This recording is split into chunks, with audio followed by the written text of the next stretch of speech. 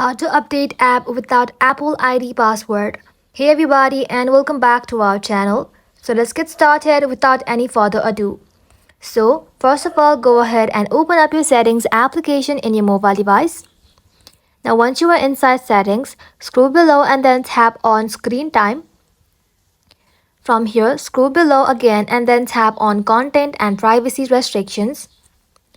Now from here, you'll have to make sure that the content and privacy restrictions button is toggled on. Once it is toggled on, simply tap on iTunes and App Store purchases. Now from here, under require password, make sure don't require is selected. Now once you are done, head back to settings, scroll below and then tap on Face ID and passcode. From here, enter your passcode. And once you enter your passcode, you'll see this kind of interface.